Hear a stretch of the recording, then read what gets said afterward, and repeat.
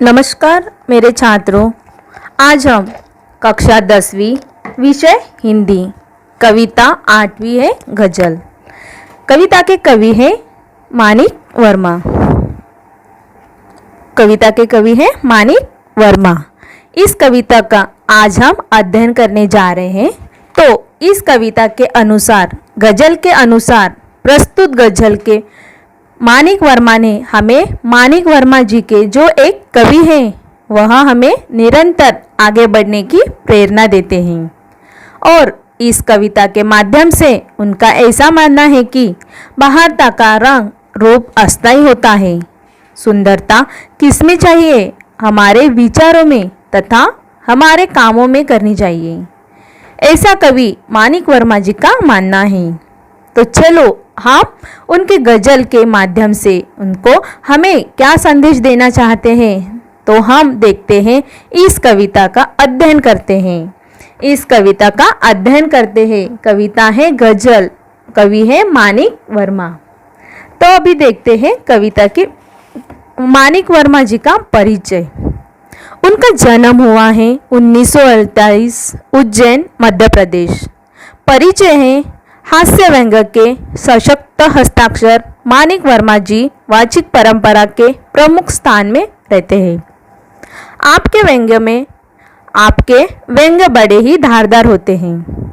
आपकी गजलें बहुत ही प्रेरणादायी होती हैं। उनकी प्रमुख कृतियां हैं गजल मेरी इबादत है, आखिरी पत्ता गजल संग्रह, आदमी और बिजली का खंबा, महाभारत अभी जारी है, मुल्क के मालिकों जवाब दो आदि उनकी कृतियां हैं। पद्य संबंधी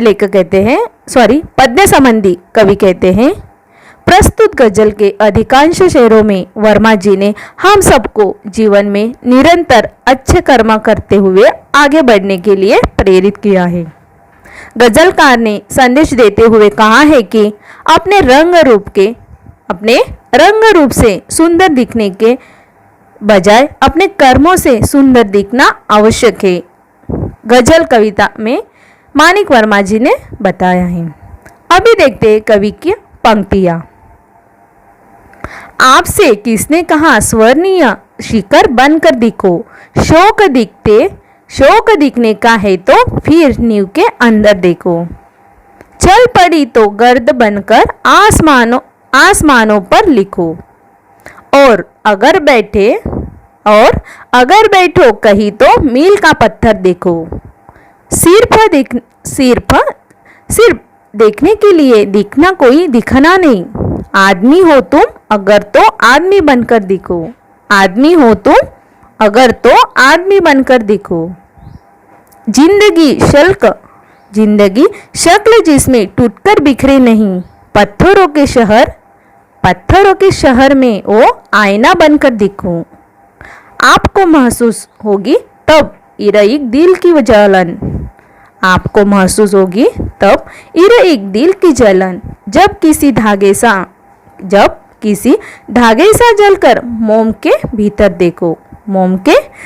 देखो। यहाँ शब्दार्थ देखते हैं। स्वर्णिम यानी सोने के रंग, गर्द यानी धूल, शक्ल यानी चेहरा। तो पहले देखते हैं दो पंक्तियां।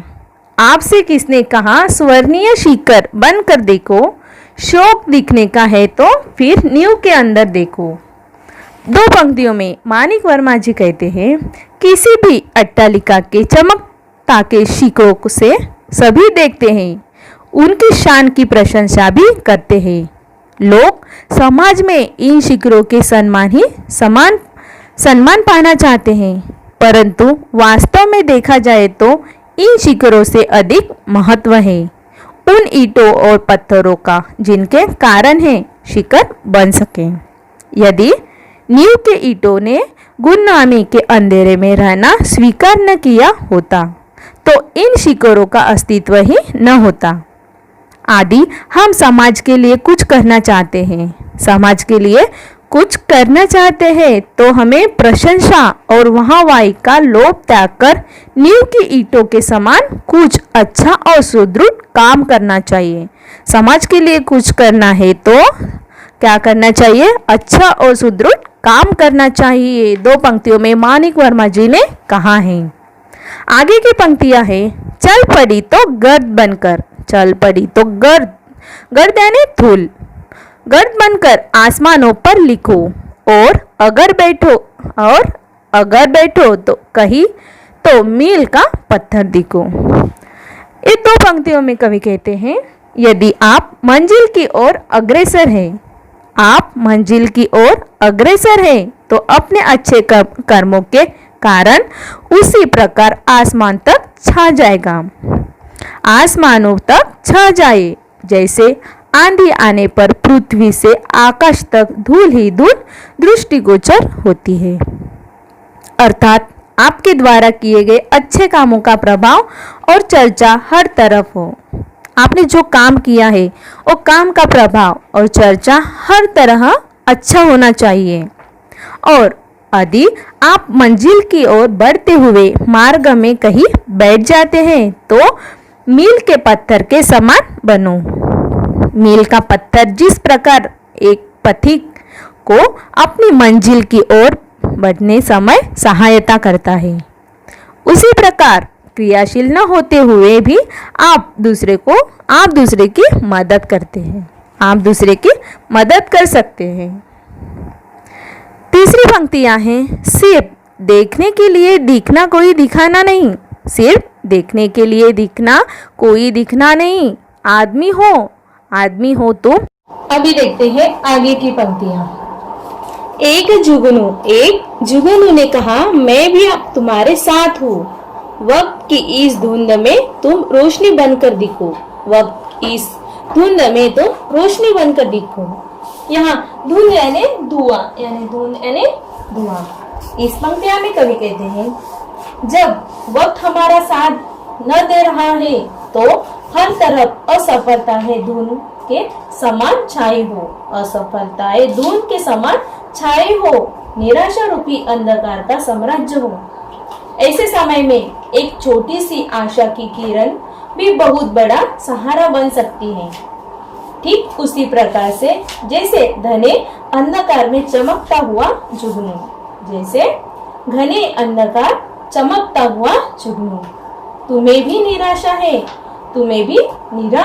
हताश लोगों के मन में आशा की किरण जगाना चाहिए।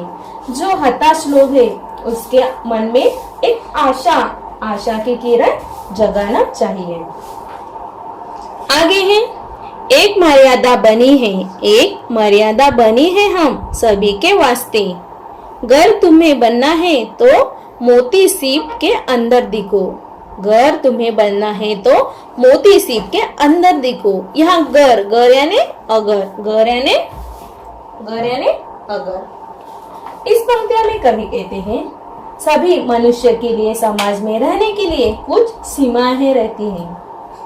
मनुष्य के समाज में रहने के लिए क्या रहती हैं? सीमाएं, जिनका हमें पालन करना होता है, तभी समाज हमें और हमारे व्यवहार को स्वीकार करता है। अगर तुम चाहते हो तो लोगों की तुम्हारे कोई पहचान बने, तो जिस प्रकार सीप के अंदर मूल्यवान मोती छिपा होता है, उसी प्रकार तुम्हें समाज के कल्याण के लिए श्रेष्ठ कर्म करना चाहिए। समाज के लिए क्या करना चाहिए? श्रेष्ठ कर्म करना चाहिए। तुम्हारी यह कल्याण भावना तुम्हें एक पहचान देगी, एक सम्मान देगी। अच्छा काम करोगे तो समाज में आपको क्या मिलेगी? एक अच्छी पहचान मिलेगी और समाज आपको एक सम्मान देगी। कविता में इस पंक्तियां में कवि ने कहा है।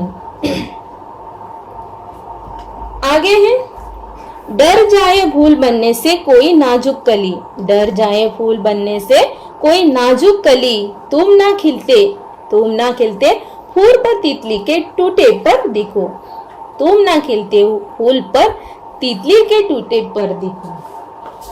कवि कहते हैं, यदि कोई कोमल कली फूल बनने से डर रहे हो, यदि कोई कोमल कली फूल बनने से डर रही है, तो कली जानती है कि उसके खिलते ही तितली उसका रस चूसने के लिए आएगी और फूल बनकर कली की परेशानी करेगी।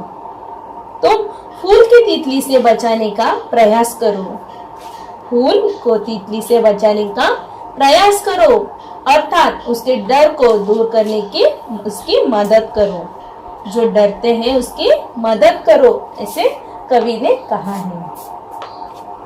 आगे है, कोई ऐसी शक्ल तो मुझे दिखे इस भीड़ में, मैं जिसे देखूं उसे में तुम मुझे अक्सर दिखूं। मैं जिसे देखूं उसे में तुम अक्सर दिखूं। कवि कहते हैं, इस संसार मनुष्य का एक सागर है। भीड़ में जाने अनजाने अग्नि चेहरे पर तरफ दिखाई देती है, चेहरे हर तरफ दिखाई देती है। ईश्वर, मैं चाहता हूँ कि मैं जिसे भी देखूं मुझे उसी तुम नजर आओ। ईश्वर कहते हैं कि मैं जिसे भी देखूं मुझे उसी में तो नजर आओ। तुम तो सर्वव्यापक है, इस पंक्तियां में कवि ने कहा है।